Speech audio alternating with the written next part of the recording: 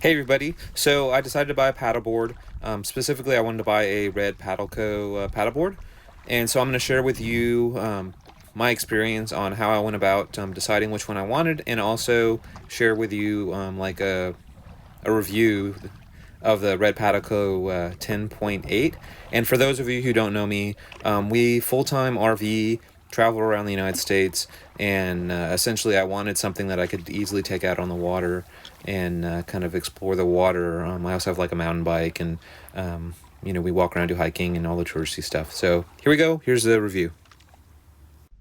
Hey everybody, I'm out here in my red Paddleco 10.8 paddleboard, and I wanted to do a quick little like first impressions video.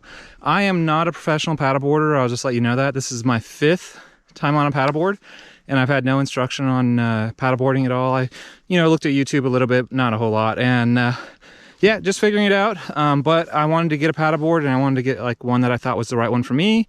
I went to this shop, and they suggested to me to try out one, and then we figured out that basically the 10.6 or the 10.8 would be the easiest for me to ride, to get started. I'm pretty big. I'm 6 foot tall, and I'm about 220, 230 pounds.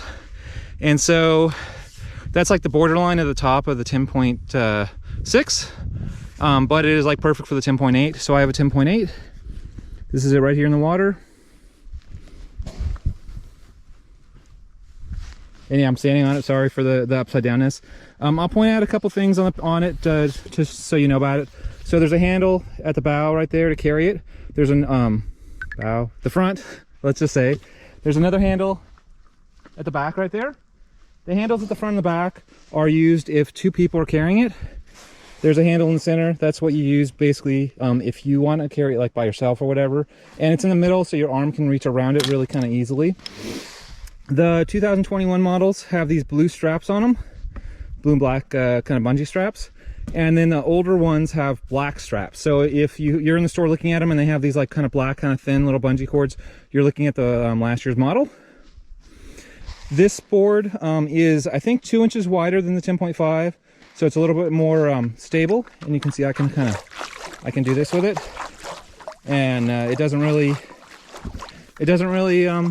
feel like it's too unbalanced. And yeah, anyway, it is a whole lot of fun. So the package, like, what do you get in the package? And hey everybody, I'm going to do a quick little cut to kind of show you everything in the bag just so it's really clear. So this is the board right here. This is a red Paddleco Ride 10.8. It is just the big brother of the 10.6. That's meant for more stability and for heavier weight riders. And like I said, I'm 6 foot, 230 pounds. It comes with a paddle, the aluminum paddle. This is a carbon fiber paddle, and the big difference in the paddle is the carbon fiber one is made out of carbon fiber first off, but to me, more importantly, it has this little clip here that makes it so it doesn't rattle. All the ones that I played with in the store were rattling a little bit in your hand. It comes with this dog leash right here. It comes with this phone carrier that you've been seeing me wear, and basically it's Velcro, and then it has a little roll thing, and then it has 2 Ziploc bag locks, and it fits the gigantic phone. Then it comes with this pump. This is the red Paddleco Titan 2 pump. So basically it has 2 modes. It has dual chamber mode, so then it's for like inflating it from empty to mostly full, and then it does the big chamber and the little chamber. And then when you get it mostly full and it's really hard to pump, you just like flip the switch right here around. Well, you flip it to how it's flipped right now, and then only the little chamber will be active, and it's kind of like the granny gear on the bike. It makes you kind of be able to put the high pressure in really kind of easier, but it puts the air in a lot slower. Most pumps that you get on the cheaper ones are only this little one. You don't get the ability to have both chambers at once. You get this repair kit that has, I believe, glue and a patch kit in it. This is a bag.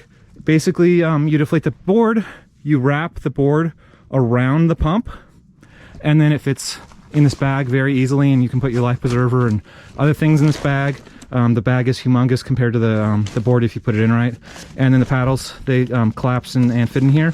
The picture shows a 3-piece paddle. I have a 2-piece paddle, and it fits in here perfectly fine, right where they show to mark it. So like I said, I have the carbon fiber. So anyway, we will continue with the video, and hopefully that clears everything up. So they didn't have the kit for this specific board. They had the kit for the smaller, more popular little board. So basically they built the kit for me in the store, which was cool, which meant that I also got to pick my paddle out. So they had 3 different paddles there. They had like the aluminum paddle, I think it's aluminum, that comes with a kit. And that one was really super janky. There's this little clip right here. This makes all the world difference in the world. This is like a tension strap, and then you can put a little tighten the screw if you want a little bit. The other one, when you move it, it kind of moved within it. This pin wasn't really holding it in place. So I'm way happy with the upgraded paddle. They have, this is carbon fiber, by the way. They have another paddle that's even higher than this that has a carbon fiber blade. I didn't opt for that. The one with the carbon fiber blade was like maybe around 350 bucks. This one was maybe $20 more than like the one that comes with a kit. So I would really highly suggest that you see if you can upgrade to the nicer paddle over the one in the kit. Just because, I mean, like when you paddle, you don't want to like click, click, click, click, click. And I don't think it was defective. It was just a little bit loose because it didn't have this little thing in it. So anyway, I'm very happy with it. There's these sizing charts right here. And what I was told is like you reach like this, and then you want a slight little bend in your arm to set it. And I know for me it's like 23 centimeters. And so what I do is I set it when I'm standing to a certain amount, to 23 obviously, and then when I get on my knees to paddle, I just like flip the little thing, push down on it, and good to go to paddle on my knees. And then when I want to stand again, I can just flip it up and then try to do it with one hand. You know, you set it to the right height, and then you close it, and then you're at the right height. So anyway, I'll show you the bag in a bit when I get back to shore, and I'll do some paddling and stuff. But you know, super impressed with this board. I was on a bunch of other boards, and so far, well, not a bunch, but 3 or 4 other ones trying out different boards.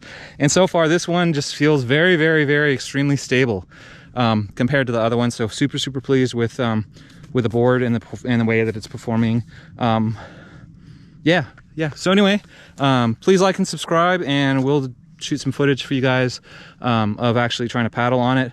Like I said, I don't have the GoPro mount, so I can't really do very good footage of me paddling on it or anything. I don't have a drone to kind of go over me, but I'll do the best I can with a camera to give you guys something. Thanks.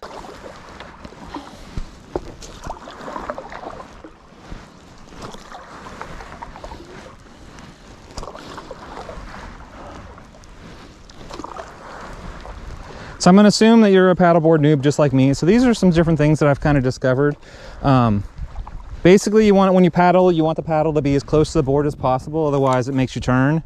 If you paddle and it's like really far off, like I'll try to hold the camera maybe over here, it makes the turn like a lot more aggressive. And then leaning the board is a big thing too. And I'll kind of look down a little bit. So if I'm paddling on this side, I'll lean the board a little bit in this direction. And then it makes it so I don't turn quite as much if I want to go straight. And then if I want to turn, you know, turn more, then I just paddle out, and see, it makes me turn. So I figured that out already. I know that's kind of a really noob thing, but that seems like it's very helpful. The other thing is the footing. I've noticed you get a little bit more balance if you have your like a real wide stance. If you go a little bit narrower, you can shift your weight more, but the board doesn't shift as much. So going in a little bit seems like it's a little more comfortable for long-term standing. But if you feel really tipsy, then maybe just start with your legs a little bit further out. I kind of like them in the, sort of in the middle. And then for the positioning, I like them near the handle in the middle. That apparently is the middle point of the board. So I like to do that. If I go a little bit behind them, just a hair, like say where the blade is, then the tip of the board comes out of the water just a hair, which is helpful sometimes. But I like the tip of the board kind of in the water a little bit when there's waves. And obviously this is super smooth. I would also recommend, if you're going out for your first time, to go out like in a lake, somewhere where it's like super smooth. Don't try the ocean to start with, or like a river or something where there's like lots of like waves that you have to fight with, because that will kind of make the experience a lot less fun. Or a lot more difficult, depending on I guess if you think pain is fun. So anyway, let me paddle. I have like half an hour to go, maybe, to get back to the truck.